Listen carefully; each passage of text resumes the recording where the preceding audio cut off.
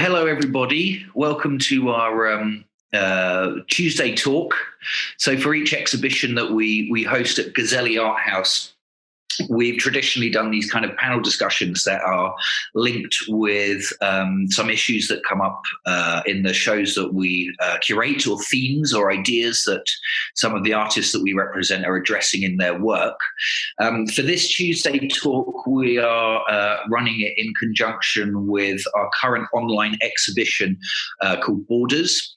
And Borders is a group show featuring Azizan Kucha, Francesco Iodice, and Calliope Lemos.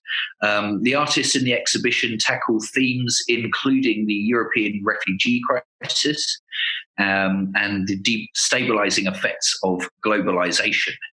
The decision to curate an exhibition about borders during this global pandemic comes out of an interest in thinking about how we are affected by a situation as kind of like global citizens. But the sort of pandemic situation also reveals how different governments and systems react locally. So that's kind of why we decided to put on this exhibition during this time. We are absolutely delighted to be joined by 4 panelists who work around areas that are linked with migration and borders in different ways. And what we're going to do is ask each of them to introduce themselves and tell us a bit about what they do, and also how the COVID-19 situation has affected what they do. And then after that, we'll be opening up the talk to a Q&A, where you can leave questions in the chat. There's a bit of housekeeping, so the audience will all be muted, and also if you could turn off your videos as well. I mean, we can also control that. This is in order to keep the streaming and the sound quality high, but you will all get the opportunity to ask questions at the end with a Q&A. So I hope that makes sense. We're absolutely delighted to be joined by our first panelist, Jude Bennett. So Jude, if you could tell us a bit about what you do. Jude is the co-founder of Refugee Rescue. And can talk to us a bit about that. Yeah, thanks, George. As George mentioned, I'm the co-founder of Refugee Rescue, which is a search and rescue NGO based on the north shore of Lesbos, Greece. So we are a sea rescue team of international volunteers. We began in early 2000 or late 2015. Just a little bit of background about what we do. Basically, I went out there in 2015, as you saw in the news, thousands of people crossing every day due to the war in Syria and Afghanistan, the regime, etc., crossing from Turkey through into Lesbos, Greece, was the majority of people.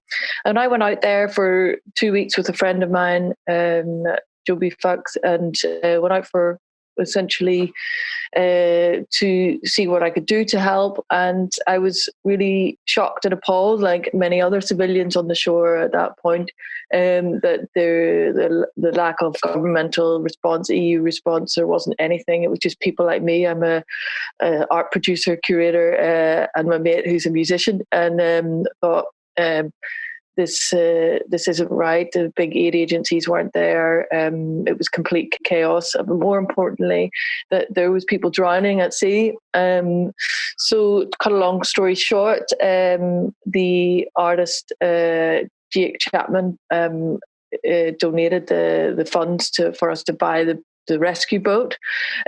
So by January 2016, we were a fully operational rescue team. Which was something that I certainly thought was going to be a temporary measure, that governments would step up and various agencies would take control. 4.5 years later, we're the only search and rescue team on the island, pretty much in that part of the Mediterranean. So the international team have had hundreds of operations, have helped thousands of people and saved many lives. To give a little bit of context leading up to how we are, the situation of COVID now, is to kind of looking back a little bit around some events that have restricted the humanitarian space that we're working in, mainly the EU-Turkey deal, which was brought into play in March 16. So we were there at the height of securitization of this Europe's southern border. Now, this obviously is a maritime border. It's invisible, obviously. And to set the scene a little bit, it's about 7 miles between Lesbos and the shores of Turkey there. Obviously, we operate on the EU side. So yeah, when the EU-Turkey deal came into play, we were there in our little boat surrounded by warships, EU Frontex ships, NATO ships, and the Coast Guards. So Frontex being the EU Border Patrol. So in that, their mandates are obviously security of Europe's borders. Our mandate is humanitarian. So we have endeavoured to stay there, have had to jump through several hoops since, just in order to be there. And gladly we have been able to because people still cross, although it's not in the news. Of course, people are still crossing. That hasn't gone away, and the EU-Turkey sort of deal, giving billions of euros to Turkey to sort of essentially brush this problem under the carpet, rather than abiding by international law and allowing safe pathways for asylum, which obviously isn't happening to a great extent. And so fast forward to really just pre-corona, there was very huge challenges for our operations and of course the people crossing. So just before the Greek government changed, and they had talked about inputting a more, Australian attitude approach to migration, where creating sort of detention centres, closed camps, essentially prisons. Also, there was even talk of putting up a floating wall at these sort of propaganda attempts to, of course, rose to various very complex protests. Of course, you've got local people who are concerned about being left again to deal with Europe's responsibility, sort of leave it to the islands and no sort of other solution. Of course, worried for humanity and what's happening to these people and also themselves. And then this gave rise to the opportunity for the far right groups to come to Lesbos and create. There was lots of riots, and also the Greek authorities were firing shots and at both NGOs, refugees, and so it was a really intense situation just before and after Christmas, and also at the same time, Turkey quote opened their borders on the land borders. So obviously this ship and bust thousands of asylum seekers out there. So of course, obviously people were shot, lives were risked. So this, and also in the news, you probably would have seen that the pushbacks, which is something that we have witnessed over the years. A pushback means when a rubber dinghy crosses over into the EU and the Greek or the authorities push them back. This is illegal for breaking various international laws. So this is something we're not just a rescue team, we are also there to witness. And the effects of the protests and the shrinking of the humanitarian space that I just talked about meant that we had to actually retract the team for security reasons just before COVID. And we were working on just away from the front line, fixing the boat to go back in. And we quite early on, I live in Denmark. They were quite quick to respond to COVID, so it was quite.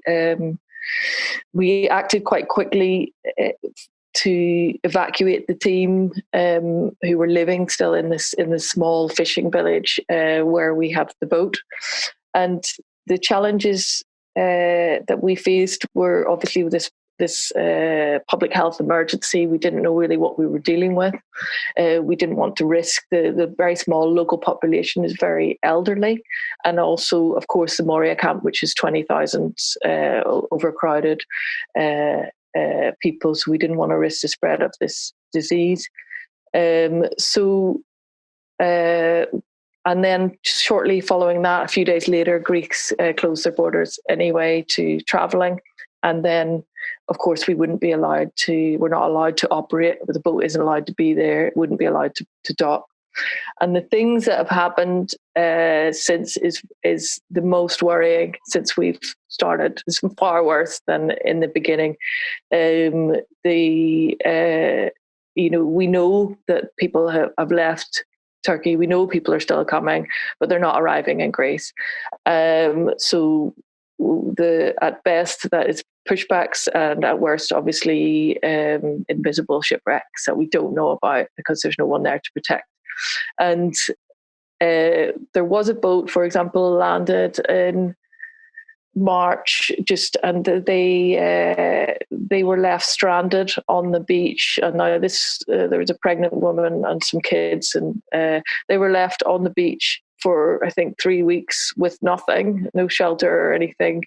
And this sort of pandemic was used as also as an excuse to not provide humanitarian aid and to violate human rights, basically. So we're really now at in a very big dilemma as an organisation. We are working very hard to get back there with various recovery plans, how to work in with COVID itself safely, both for the crew, for the people that are crossing, but of course the locals, and how we can practically do it with international crew, for example, but also how our sort of agenda is to make sure no more lives are lost at sea, and it's absolutely painful to not be there to operate, and how this is going to affect us being able to operate in the future. So it's a difficult situation that us as humanitarians are working with. Yeah. Thank you, Jude. We will be asking, anyone is welcome to ask us some questions. So we're going to talk through, each of the panelists is going to talk a bit about what they do for like 10 minutes or so. And do feel free to ask some questions in the comment section, and we will address those at the end of once all the speakers have had their turn, so to speak. But Jude, thank you so much for keeping us informed about all of that. I really, really appreciate your time and being here. Yeah, thank you very much. So next we're going to move on to Biao Zhang, who's a fellow at the University of Oxford. And I wonder if you could explain more about what you do, Biao, and how this COVID-19 situation has affected what you do. Thank you. I'm an anthropologist, academic researcher, and my main topic has always been migration over the last 25 years or so. I worked on actually a small project which was about SARS and rural-urban migration in China in 2003. So I almost forgot about it until this year. And when coronavirus outbreak took place in China, I did not pay too much attention until I think the 23rd of January, when Wuhan lockdown, the first major lockdown took place, which is unprecedented in human history.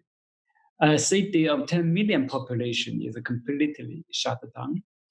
And then it triggered my memory. I worked on pandemic and migration before. And then you have total no mobility in the economy and the society that has become hypermobile over the last 20 years in China. Not only hypermobile within the city, across China, but also we know China is deeply connected to the world through supply chain. And Wuhan is an extremely important port city. Is the world's largest inland port city because through Yangtze River. Wuhan is not close to the sea, but along the river. So then I thought, okay, there's something interesting there. And I remember quite well in February, when all the discussion became very heated in China, in social media. I mean, at that time, the world was watching from distance, the comment on what China is doing and etc. But the situation in China became heated, and so was a discussion among my Chinese students in Oxford. So I organized a small round-table discussion. I remember in an evening in my college, St. Hills College, with a group of Chinese. I think they're all from China. Postgraduate students had a discussion, and the discussion was very much about why China and how China would deal with that, given all the very special social, economic, and the political system in China. 2 weeks later, and then I organized another round table, which is primarily for researchers, professors from public health and sociology, geographers, I remember. And by that time, it was no longer a China problem. It was a global. And that shift for me was very, in a way, very stimulating, but also disorienting. Because, over the last 1 month, the month before, we're all thinking the issue through the lens of China. What is special about China? But suddenly we discover lots of things that we had assumed to be specific to China now took place in different parts of the world, which is very different from China in terms of social and political system. So therefore, it raises a whole set of questions, similarities and differences. How should we sort that out? So there's no need framework, China vis-a-vis the world or China vis-a-vis the West. Lots of things actually you think is typically Chinese actually now become even more typical, like in the US, right? Including denial and all that. So, I think it's very important that we should have more discussions. And I set up this virtual forum called the Coronavirus and the Mobility, which I have put the web address on the chat column. I will be very pleased, of course, if you are interested in having a look. And since my background is migration, so I wanted to look at the issue from the lens, through the lens of mobility. But of course, it can touch on many other aspects as well. So that is really what have kept me busy. George, of course, as George mentioned, the exhibition that this talk is associated with is about a border and geopolitical border and a cultural border. And I would like to add, actually, social border is also very important. It's not like the line between nation states, geopolitical, nor it is completely mental and identity related. You can say therefore cultural border, but there is also social border. I give you probably a couple of examples that I learned recently during this pandemic. One thing quite curious is about intergenerational relations. This I learned from my Chinese informants, the young people. They said, okay, one of the worst things, the nightmare of the pandemic is that I had to stay with my parents 24 hours a day for 2 months. No escape. And they said that they see lots of subtle but quite profound tensions emerging.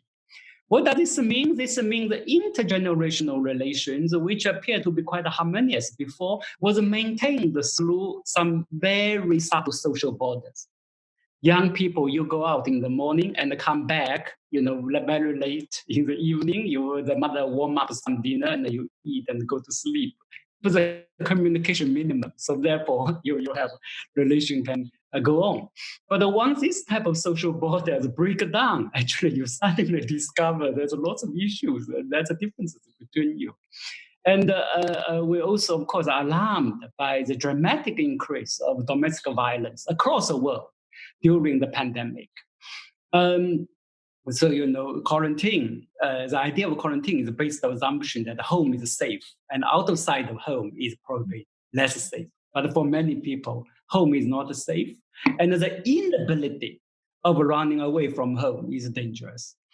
So this is also another issue of a border, a social border, because it's kind of carefully managed physical and temporal distance between you and then the abusers actually could create a certain kind of measure of safety. So this kind of individualized social border, it's not necessarily, border is not by definition bad thing. If you think sociologically, we have to consider how to redraw border, how to manage border, rather than just abolish border altogether. Yeah. So my final point, actually, I very much want to hear feedback from the audience is about the social mobility, social border in relation to mobility. People ask me, what do you think? How our mobility pattern may change after pandemic. One hypothesis that I have is that we will have a redistribution of mobility. Middle class people may choose to become less mobile. So you have a home office and remote working, etc. And then you outsource your mobility to a special group of people who will do mobility for you. The delivery workers, taxi drivers, all the logistic workers and the truck drivers, and etc. So, and then the state probably will not, I think the geopolitical border in the end of the day is not so important. What is more important for the state would be, they will introduce like contact tracing app. All these different, as China has been already implemented to tracing your mobility, your pattern of mobility. And so it's all very much individualized method of monitoring and control. And also then you have the division between the group of people who are now specialized in moving, and then the rest of population can enjoy not to move, right? So that kind of social borders is much subtle, but probably will become more profound. And the total amount of mobility, I think, probably remain the same in the future. But the question is the distribution. And also the physical border, I'm not too worried about that, the border between nations. But I think all kind of boundaries within the nation, within the society, probably will be more important. Thank you. Interesting. Thank you, Biao. And you can of course get more information about the Coronavirus and Mobility Forum by having a look in our comment section here. And there's a link to the website. We are going to have a Q&A session after each of our fantastic panelists has spoken. So please do join us in the comment section with some questions, and we'll come back to those at the end of the discussion. Next, we're going to speak with Thomas Snow. Where are you, Tom? There you are. Hello. How are you doing there? Yeah, I'm all right, thanks. Yeah. Good. So Thomas Snow is a professor at from University College London, but perhaps you can tell us more about your interests in borders and some work that you've done around that, and how this current coronavirus situation has affected what you do.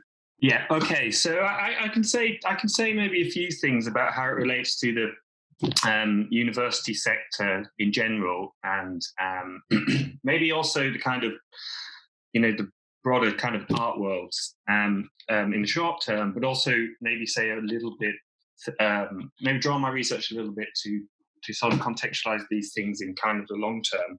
So I'm not a professor. I am a teaching fellow at UCL and also at other universities in London, and I teach art history and theory, which means that I am on temporary contracts, actually. So I don't have a permanent position. So my contracts are renewed on need-for-need basis, which is maybe could give context to the kind of short-term way that we're thinking about the impact of COVID-19. So, of course, in my kind of day-to-day life, what has changed, obviously, is that I don't go into university to teach. Most of the all of the teaching is done over platforms like this one. In the research part of what I do, obviously that's meant lack of access to resources. So lack of access to libraries, to obviously museums, which as an art historian is pretty essential to get up in front of the material work and the like. But also the kind of pedagogical activities that you will have with friends and colleagues, where sometimes the most profound reflections on your current thinking, whether it's in teaching or research, can be had over a cup of coffee with a friend or a colleague, or not that they're mutually exclusive categories. So the demands are kind of double in that sense. So we have which we can sort of label as kind of this kind of process of, or this moment of distanciation. Obviously, another aspect of this is the pressure on students. So I'm fortunate enough to teach mainly postgrad students, and the nature of most postgrad courses in the arts and humanities and social sciences is that they're 12 months. So a lot of students are kind of having a real difficult time for multiple reasons at the moment.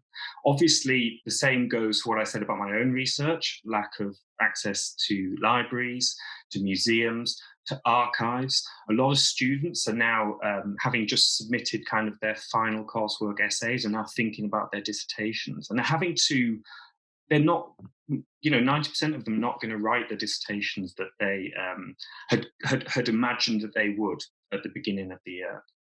And also, as well, a lot of students are living in, various types of short-term accommodation, quite large houses often as well, which aren't necessarily the most suitable environments to kind of get down, to study and work. So these are kind of, some of the issues that the university sector is facing. In the sort of long term, of course, especially London universities, and this is where maybe it begins to link to borders. A lot of the London universities rely on overseas students. Okay, since the marketisation of universities, a lot of people say 2010, but of course it occurred a lot before that. Universities have encouraged to treat their students as consumers. Non-EU students obviously pay higher tuition fees. Therefore, the ideal consumer is a non-EU student who will bring in a lot of cash to universities. Now, of course, COVID-19 has made that projection, but also that reality, very unlikely for next academic year, and potentially a few more to come. I mean, it depends what happens. So universities are faced with a massive dip in income. As a result, probably people like me who do have kind of precarious labour contracts will face potentially unemployment in the new term, in the new year. and also to say as well, within kind of art history and or kind of the broader art world as well, this is reality for multiple other institutions of knowledge generation, whether that's, museum sector or whatever other creative industries. A lot of workers rely on these kind of precarious short-term contracts, and are not necessarily classed as freelance, self-employed workers. So in other words, in the UK situation, the furlough scheme doesn't cater to them because they don't have a permanent contract in which that supply of income at 80% can be awarded to them. But nor do they qualify for the government's kind of selection policy on your business earned X amount of money this year, we're going to help you out. So there's many short-term issues around what is happening right now. And they do, of course, relate to different kinds of borders, geopolitical borders, but also social borders, as Biao said. So thank you for bringing that up. But as well, of course, also Jude talked about the kind of, the persistence of the border within the kind of complex of neo-globalization that is occurring right now. So the kind of other thing I wanted to reflect on, sort of, decentralizing myself in this conversation is to think a little bit about, what our kind of daily experiences now can help us to reflect on in terms of the current situation. So a lot of my research is based in critical art practices in the context of neo-globalization. So I work with artists and activists that engage critically with these discourses. Some through engaging with the documentary image, for example, news cycles, critically engaging with those in perhaps more traditional visual style practices. Other artists lend their skills to social movements. They develop their practices collaboratively, and things like that. Within this current context, I think that perhaps artists can help us to configure what is going on here. If we look at some of the kind of most engaging practices that have dealt with borders in the last 10, 15, 20 years, you name it, what we have frequently seen is that this kind of globalized promise of free movement of people, of labor, of cheap international travel has not only not materialized, but it's also worked in a way to persecute potentially the less well off. And I think this is what is going on here within this context of COVID-19 in multiple different scenarios. If we take the UK example, for instance, this kind of shambolic libertarian response to the current situation has functioned to do little else except kind of occupy the news cycle. Okay, so we find ourselves outraged at, Boris Johnson or Matt Hancock or whatever it is repeatedly, and we find ourselves in a scenario whereby that becomes the headline, whether it's a tabloid, whether it's The Guardian, whether it's BBC News, no matter what it is. Okay, and what we have is a rhetoric that has emerged right now, whereas in two main things, this is the new normal, and we can't go back to normal. Now, those two things are kind of mutually contradictory for me, because I don't understand what the new. I would ask maybe and ask people to respond. I don't understand what the new normal is being described, in a sense that. Are we being asked that? Are we being asked to really accept that the kind of interests of contemporary globalization, neoliberalization of economy will come to a halt as a result of COVID-19? I would suspect not. And we can't go back to normal.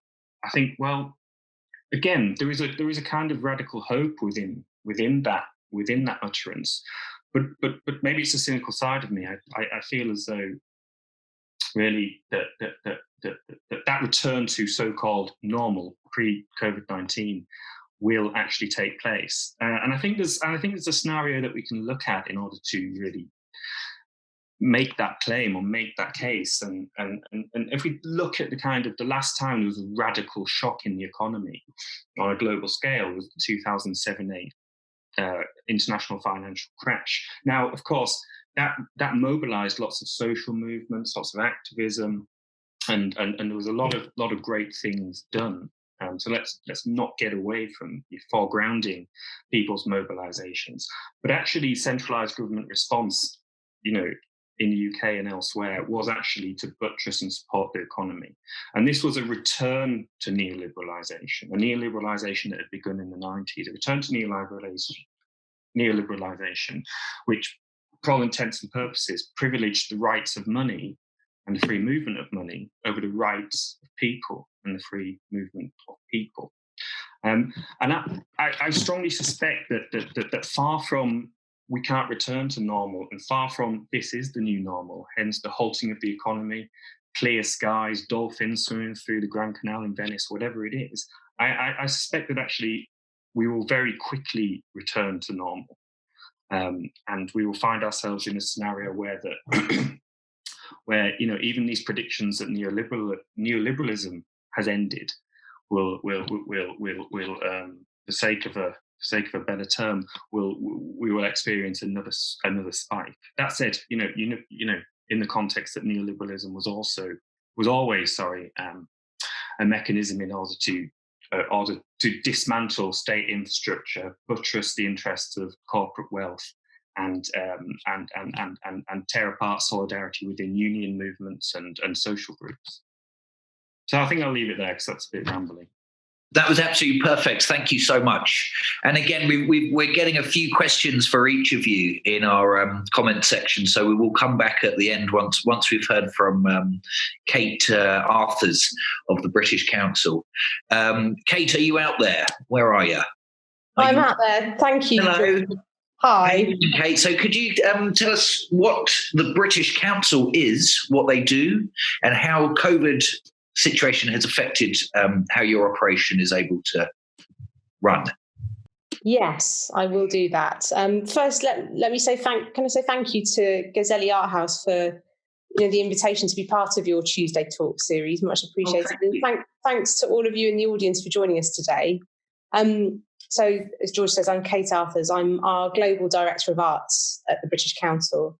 And this is such a pertinent moment for us to be talking about geopolitical and, above all, cultural borders. And I was really struck, and if you haven't had a chance to have a look at it, then I highly recommend that you do, by the work in the Gazelli exhibition by Francesco Iudice, which features photographs of European holiday homes in Morocco. And it made me think of our own domestic debate in the UK about holiday homes in Wales at the moment. And it made me think about how, where there are inequalities, there will be human movement, whether these are inequalities of wealth, inequalities of security, of freedom, including artistic freedom, by the way. And how, the very idea of borders has been so amplified during the COVID-19 crisis, with the countries of the Schengen zone of Europe closing their borders, where there's usually that freedom of movement, as we were hearing from Jude earlier. And at the same time, those borders have been broken down through online connection, and more people are reaching out to others around the world than ever before. So this kind of digital accessibility has meant that people can connect with people who they wouldn't normally be in touch with because of visa restrictions, because of a reliance on normally physical events and meetings. So you, as our audience, you could be anywhere. And for us at the British Council, as a cultural relations organisation, our mission is about connecting and continuing to connect through intercultural dialogue, advocating for freedom of expression and exchange, and supporting inclusive communities and economies across the world. And the way that we do that is we partner with arts sector organisations across all 4 nations of the UK. That includes museums, galleries, artists, and we showcase the best of British artistic practice internationally. We bring international work to the UK, and we try to create networking opportunities for cultural professionals across the world. For us, many of our international delegations and residencies have, of course, been postponed. COVID-19 threatens our own ability to support major UK events such as biennials. as well as supporting international mobility for artists and curators, which would normally be part of our bread and butter. And what we're seeing is really starkly the impact on cultural institutions across the world, both public and private institutions. It's off the charts. So we know that COVID-19 is placing enormous hardships on the cultural sector, on individual artists, on creative professionals all over the world. And to Tom's point about fragility, 70% of the UK cultural sector are freelancers. And so financial sustainability is a major concern. A priority for us will be finding new approaches to our work. And these approaches will continue to provide opportunities for artists and creative sectors around the world, enabling them to have access to culture, access to cultural connections during what is going to continue to be a difficult and unpredictable time for a while yet. So last year, to give you an example, we worked with nearly 22,000 UK-based artists and over 7,400 arts organisations in the UK and internationally. And what I'll do now is I'll post a link in the chat to some of the advice, the connections, and the resources that we're highlighting at the moment. So that should be coming through to you now. But one of the other things that we're seeing is that with COVID-19, creativity has really come to the forefront, not just on an individual level, but on a community level as well. And people are connecting with each other and expressing themselves through art and culture. They're sharing, they're exchanging culture worldwide. And there's this sense that, everyone can be creative. It's part of human nature. It's part of who we are. But alongside that, there is a risk at the moment that culture can just be seen as a form of entertainment. And that undermines its broader social value, its economic potential, its ability to support the rights and livelihoods of artists. So this is a moment where cultural rights really need to be protected and promoted. I'm talking about everything from intellectual property rights through to universal access to culture. There needs to be a firm commitment to save and safeguard institutions and artists that's driven by their cultural, their social, and their economic value across the world. And now is a moment where we have a chance to reinterpret the place of culture in our societies, in our public discourse.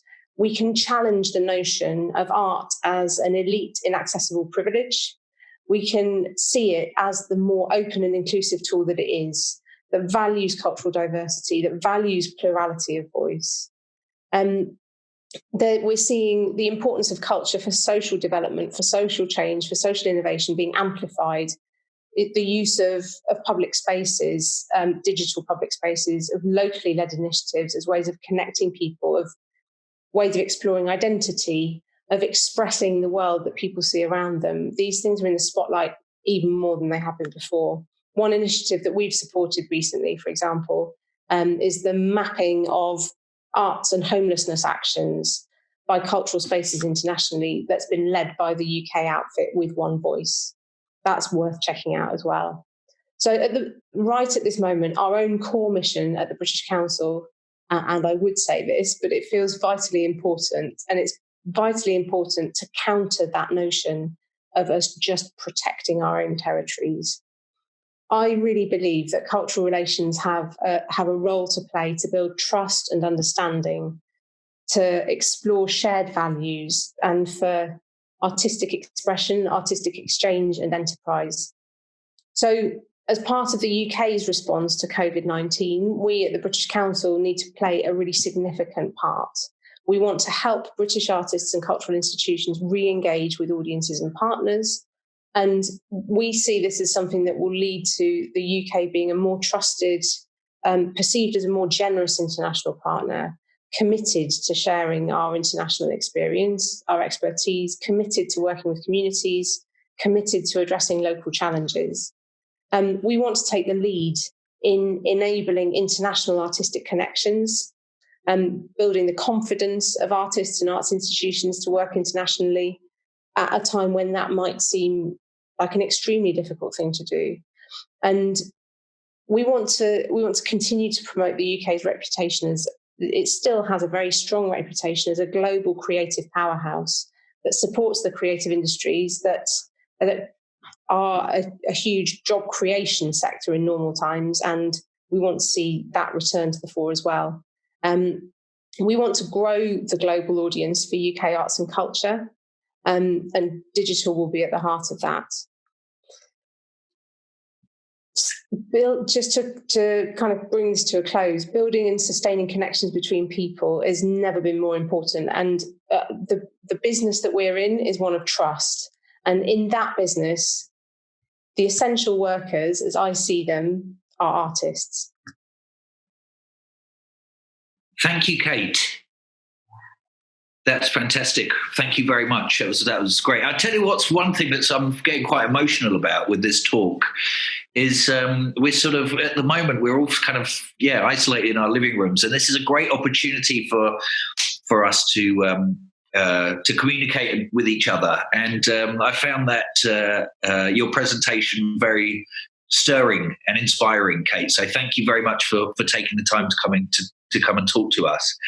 I'm wondering if we could get through a couple of these questions that some of our audience members have asked. We may as well start with you, Kate, seeing as you're on my screen here. So are there any art-related projects that the British Council is currently running that you think deserves more attention from the general public? So is there anything that you're working on currently or coming soon that you can talk about?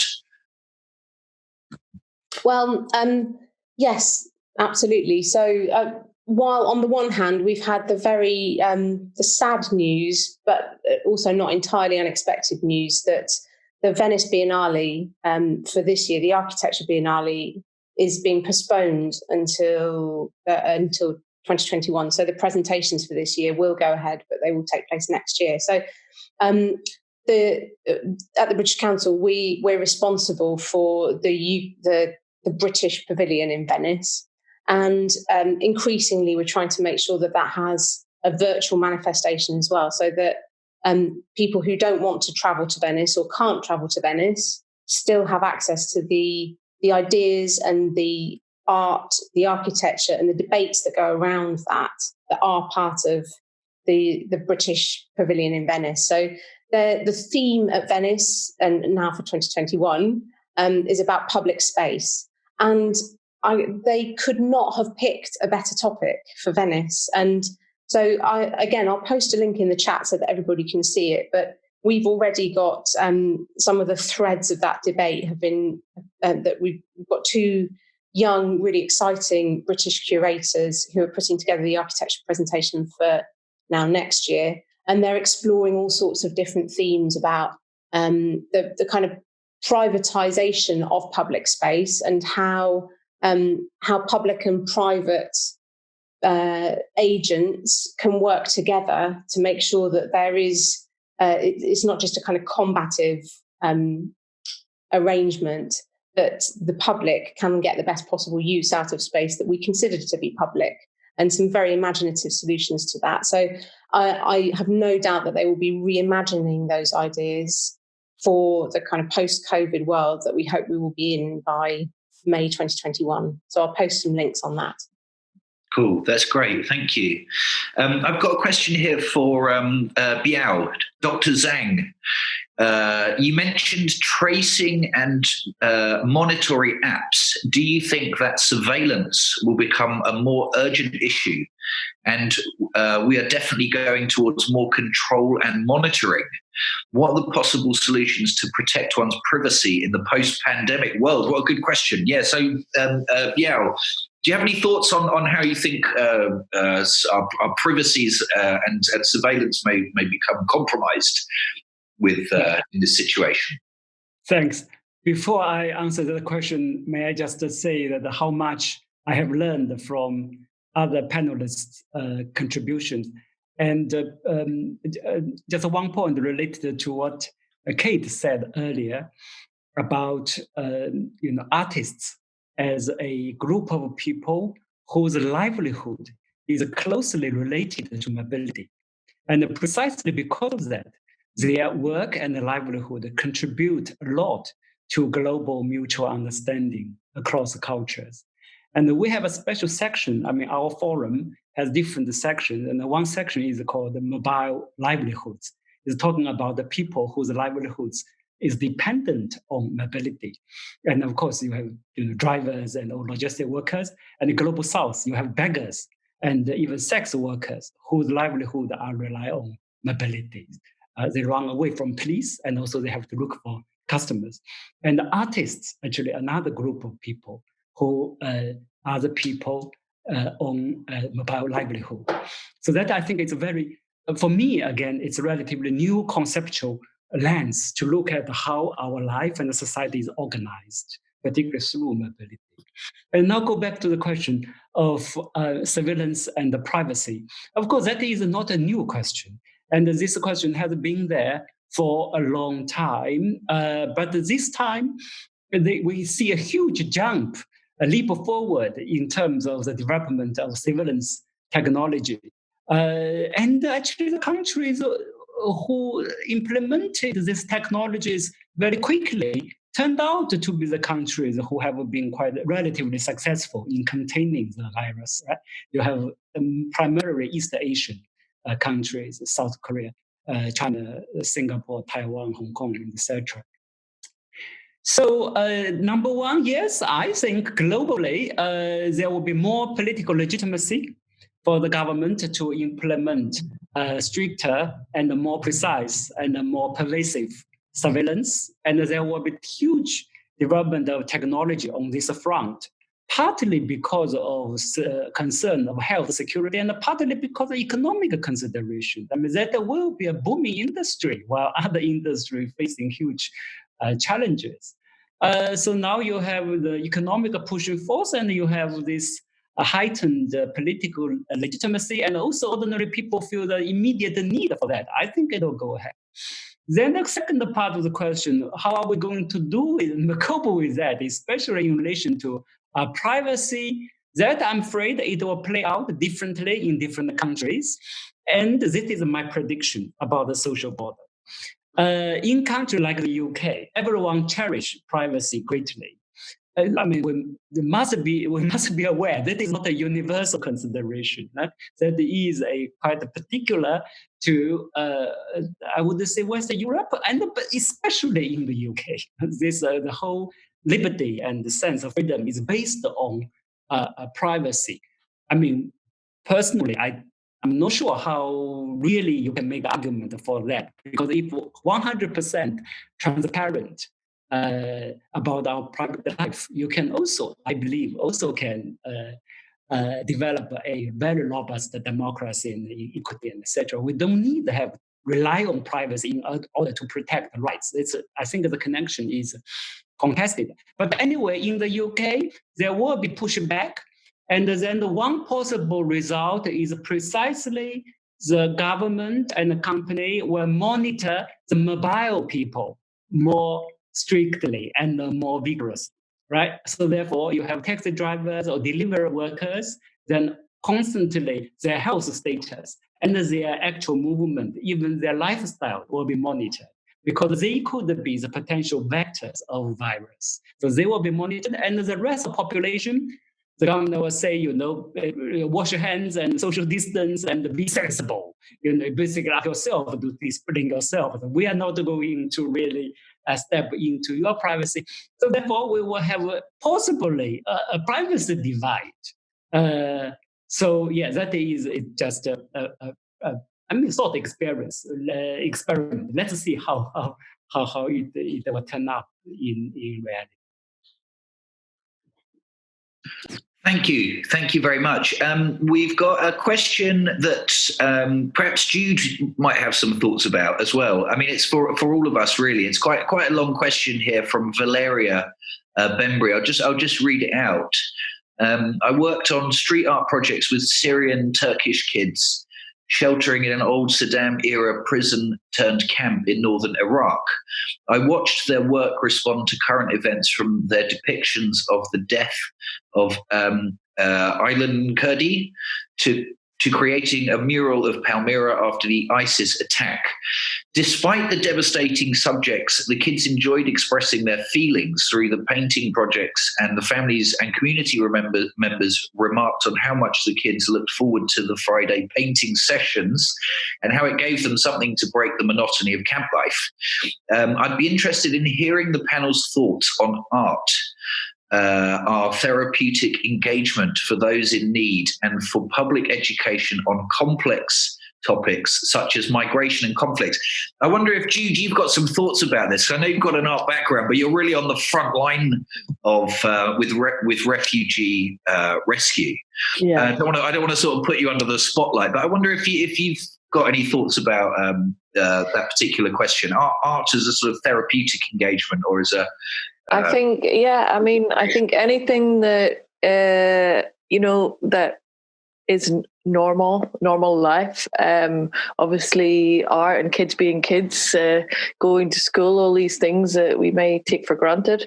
They don't have. Everything's been taken away. So, at the end of the day, the kids are kids. So I think that, of course, art and general anything that brings any sort of normality to life in these absolute disgraces of camps. I think that many people will say the trauma is much worse being in the camps than these horrible situations that have just been described in that question. So yeah, I mean, of course, any time spent on art as therapy, and someone mentioned something about did I think art enabled people to further understand issues on migration. Obviously, from a therapeutic point of view, from the people in the camps, this can help. But from a wider point of view, I would hope so, and I think that it's the artist's responsibility. Or artists have empathy. They can understand and project situations where me ranting about how government should be doing stuff maybe touches people in a different way.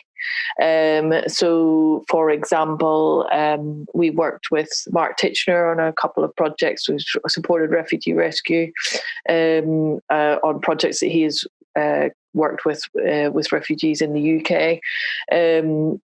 So, there is ways to be able to communicate the issues of migration, as well as that person said, therapeutically.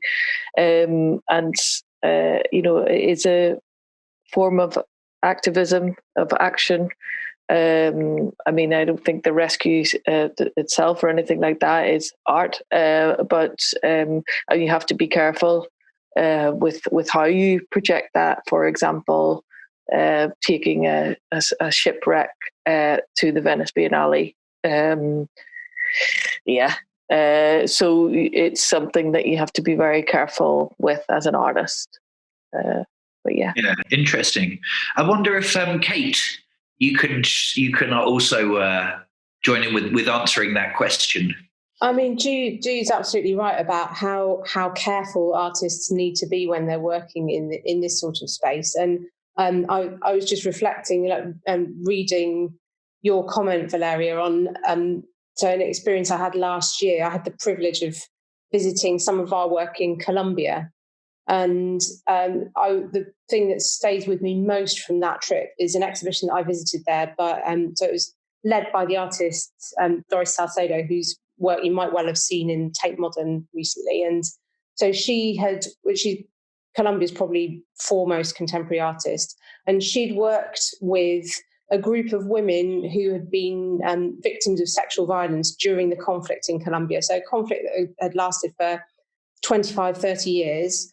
And so she saw herself as an agent in the peace process. And so she brought together women who came from different community backgrounds and melted down, they gathered like a load of the weapons that had been part of the conflict, melted them down, and then under Doris's guidance, the women beat the metal from the weapons into these sheets of metal that then covered the floor of this gallery in this just most extraordinary way. And for me, that was accompanied by readings and a kind of explanation of the process and what why she had worked with them in that way and what their own personal experiences had been.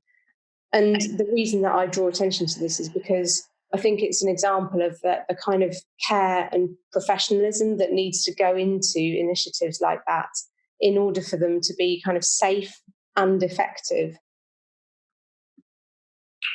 Thank you, Kate. I'd like to bring Thomas into this question as well as our intellectual brain over there with knowledge of art history. So art as a therapeutic sort of system. What are your kind of thoughts on this idea? I think that I mean, just to mention that Valeria said Syrian Kurdish kids rather than Turkish. Just to point out that Kurdish are persecuted peoples for a long time and have been misassociated with being Turkish and Syrian to much persecution. In terms of art therapy, sure, it can. There's a really interesting context that really caught my attention a few years ago. In the migrant camp in Calais, the so-called jungle, and we can all reflect on the problematic terminology that was used to describe that place. But in that site, there was a central tent, a central tented common area, which was widely described as one of the few places within the encampment that people from different cultural backgrounds, ethnicities, nationalities, or whatever, would come together and work together and spend social time together. And this was conceived as an art space, so people would be creative together, they would sing, they would teach each other. A really interesting space, which no doubt provided a lot of people with some sort of kind of expressive or therapeutic output. But the other thing that happened there was that the British orchestra, or I can't remember what they were called, the British Philharmonic orchestra, I think. I don't want to misrepresent anyone.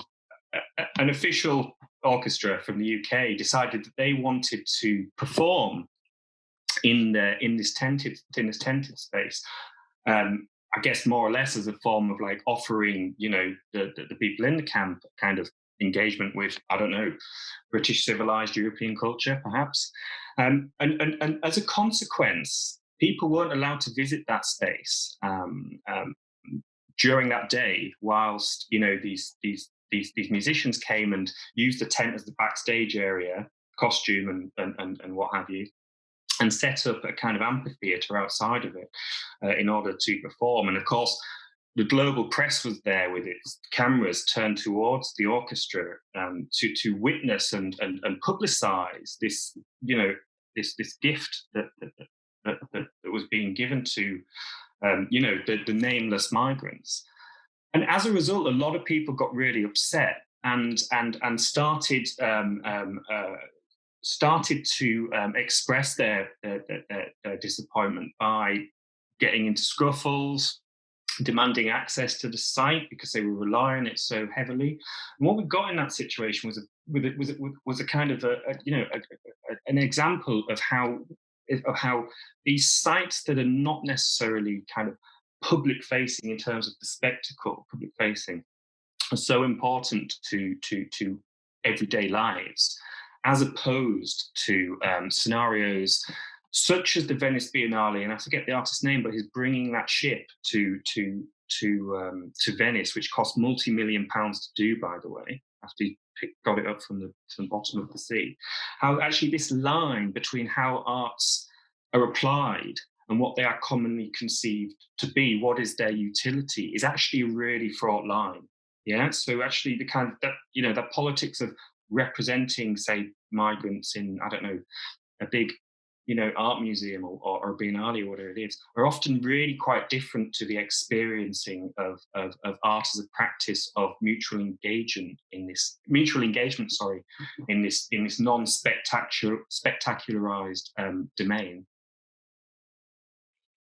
Very good point, Thomas. Thank you so much for your contribution.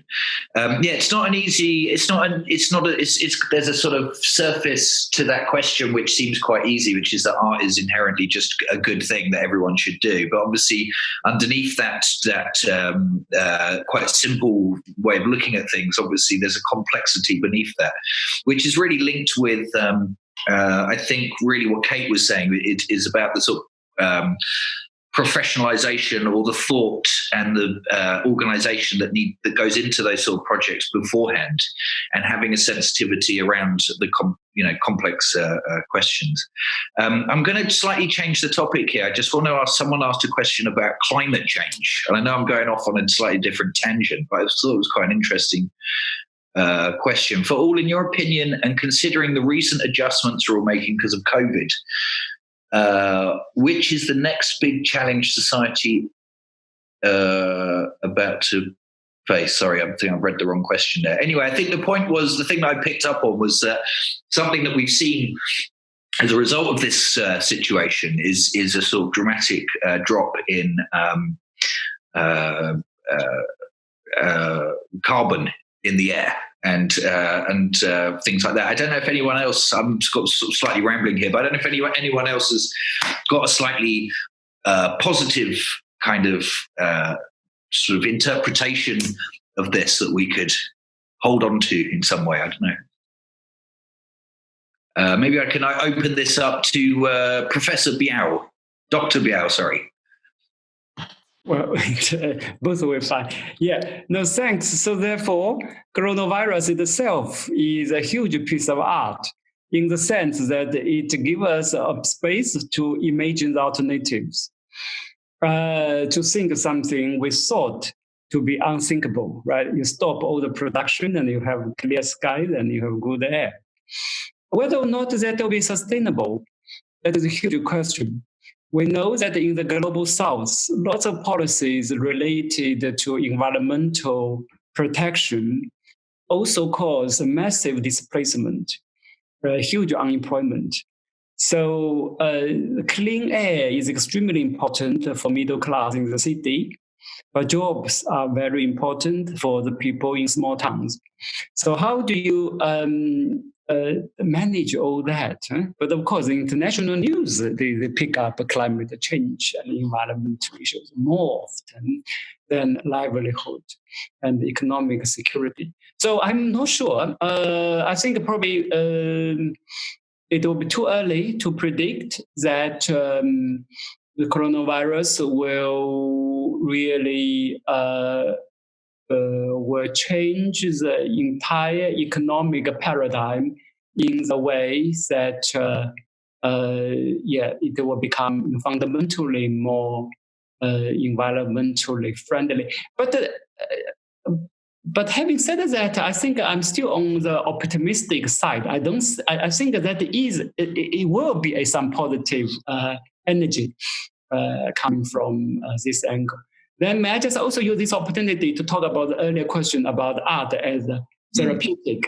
Actually, academic research have a very similar function. One of the main achievements of our forum is not that we answered any questions in definitive way. No way we can do that. But the major achievement is that through writing, through discussing, and through examining all the empirical details very carefully, we learned how to face the problems, and we learn how to deal with uncertainties. And I suppose that is a kind of therapeutic impact, quite similar to art. Yeah, I'm not sure. I know this is completely, from academic point of view. Sometimes I feel a bit nervous to see lots of art, highlight the suffering, and so therefore use art to cure the suffering. If I'm one of the migrants or refugees who have suffered, I'm not sure I need art to do that.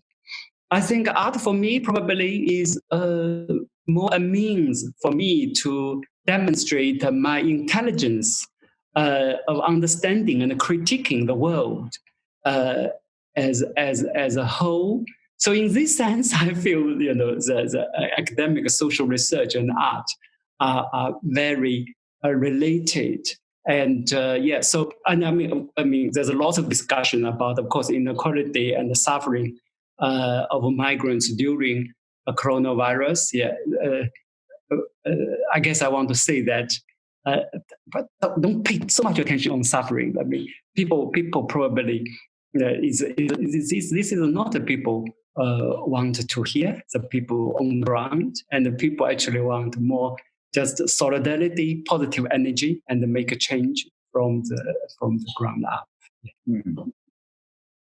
Can I just add to that as well? I think you're right. I mean, who would want to be portrayed as, represented as suffering? And the answer is no one. But we do have a news cycle that frames that kind of activity without actually going into proper critical detail about why it exists. So I share your point. I think that art can serve a really critical function. It can also be abused and misused. It's like many things. In terms of the environmental question, what I have really been spirited by is I'm sitting out now, and as I look out of my window, I see like a community allotment that has just sprung to life over these weeks. I didn't even really realize it was that big, but people have mowed grass, planting seeds and whatever. And of course, as in kind of food production situation, people by necessity are buying more locally. One of the reasons for that is because restaurants and pubs and whatever have closed, so the local producers that were selling food to those businesses have now started to begin to sell it to members of the public.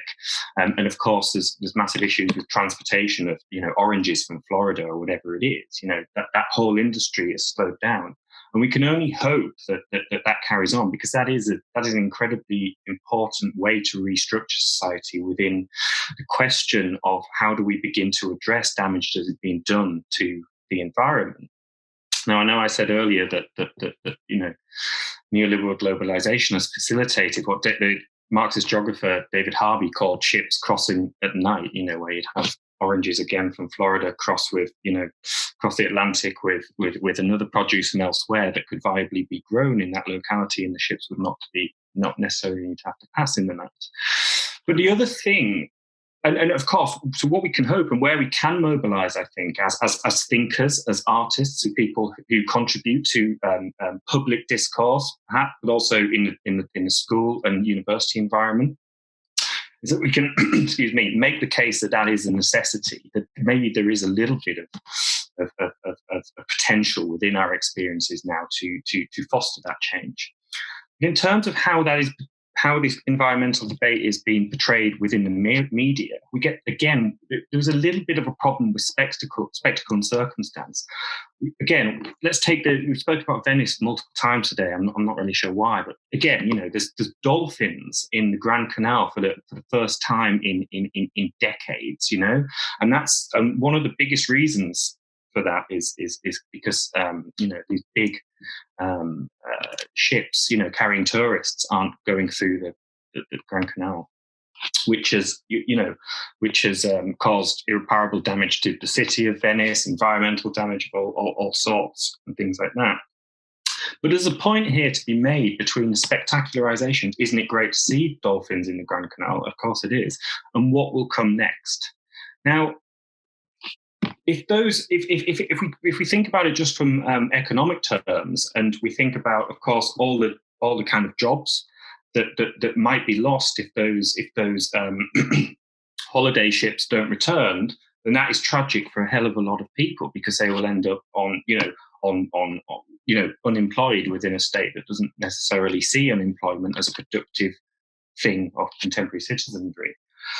But of course, the other thing, and So of course there will need to be, centralized state restructuring to address this new normal if it so happens. But the other thing that really isn't kind of addressed within the mainstream media is that one of the reasons that COVID-19 has emerged is because of what we might kind of call a human intrusion into nature. So, for example, the destroying of biodiversity, the multiple practices of human cultivation manifested. Now, that is, of course, deforestation, and so animals that may once not have gone into inhabited areas now go into them to search for food. But it's also there within that example of dolphins returning to the Grand Canal in Venice, because of course, returning is exactly what they have done, rather than miraculously appeared. So I think that environmental question has to be thought about within an expanded field of how do we really think about the preservation of biodiversity in a scenario where so much of like kind of organic habitat has already kind of fallen to such to the kind of general politics of extractionism, deforestation, and what have you. Fantastic. Thank you, Thomas. I'm sort of mindful that I'm taking up your precious time. It's been a fantastic chat. I'm going to ask one last question to Kate. Can I add a little bit to that? You can. Go for it, Jude.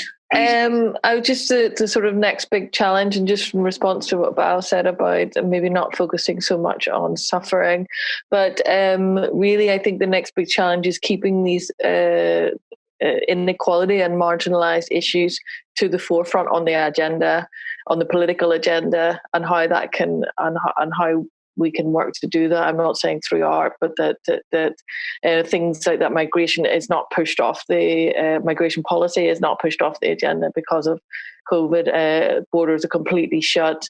It's okay for the rich tourists to come in, but other and also the huge risk of famine that a lot of the world is at risk of now. So I think I think we've got huge challenges as a repercussions of this, but it is amplifying inequality to the foreground, not to be negative, but obviously we have the positive effects of environmental effects, but it really is bringing inequality to the fore, and that we should actually take that opportunity of how we can address this. Fantastic. Thanks, Jude. Good point. I was going to ask Kate a very sort of banal question, really, which was, when do you think, one of the questions from Marianne is how soon do you think private and public art institutions will recover after COVID, especially the ones relying on ticketing revenue and donations? Kate, do you want any thoughts on that, the future of art institutions? I think I don't think all of those institutions will recover, Marianne, actually. I think that the kind of irony of some of the diversification that the cultural sector has undergone in the last 10, 20 years of being incredibly effective in drawing on alternative sources of funding is actually now part of its vulnerability, paradoxically. So when you look at the organisations that were most eligible for state bailouts, they were those that hadn't diversified their income streams as much. And so, I think the kind of plan, I think there's a hope of a kind of large-scale Marshall Plan type package for the nation as a whole, and maybe there will be. But I think we will also see a lot of mergers. I think that some organisations will go under, and we've already started to see the beginnings of that. But then there will be other parts of the sector where, ingenuity and innovation are absolutely the watchwords of the cultural sector. And I was hearing last week about how in China there are like live concerts taking place from bedrooms, but to very high production value standards now. And in Indonesia, they're starting to set up drive-in concerts in Jakarta that can respect social distancing. So, the sector in different parts is finding a way to respond. And then like the most inspiring examples for me are when I talk to cultural leaders who are determined to use this as an opportunity to rethink their role in the community, to make their institutions even more relevant, even more essential. They're like, this is the moment when we can make those changes that we've always known we have to make. Let's get on with it now. And that sense of relevance and having the community around you really fighting for your continued existence is the thing that will see them through, I think, in the end. But I'm not going to put a timeline on it. Yeah. That's a very nice note to end on. I don't want to keep all of you participants away from what you're up to. And I really want to thank you all so much for your time. I honestly really appreciate that. It was a bit of a wide-ranging conversation, but it was fantastic to sort of talk about different aspects of the situation that we're in, and it was certainly educational for me. I hope those of you who are watching got something out of that as well. So I'd like to thank Kate Arthurs from the British Council, Jude Bennett from Refugee Rescue. You can see the website here, refugeerescue.co.uk, to get more information. Biao Zhang, of course, thank you so much, and Thomas Snow, and anyone else who is is still with us. You can, of course, see a recorded version of this through our online and following us on social medias and all that sort of stuff. So thanks again, everyone. Really appreciate your time, and thank you for being a part of this. It was excellent. Thank you. Thanks a lot. Take care. Bye.